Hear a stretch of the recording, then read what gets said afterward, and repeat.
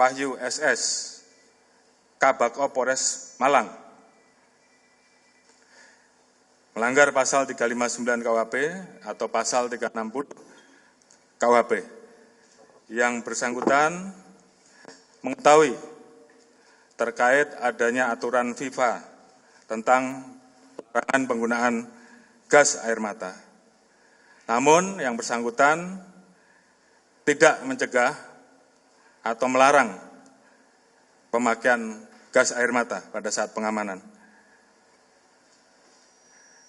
Tidak melakukan pengecekan langsung terkait dengan kelengkapan yang dibawa oleh personil.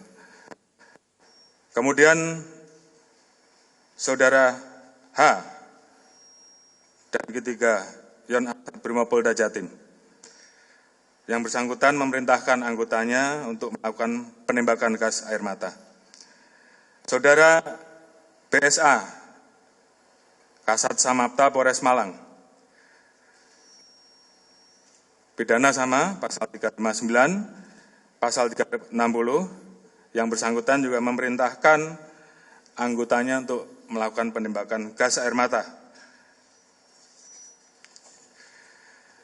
Tentunya tim akan terus bekerja maksimal seperti yang saya sampaikan bahwa kemungkinan penambahan pelaku, apakah itu pelaku pelanggar etik maupun pelaku yang akan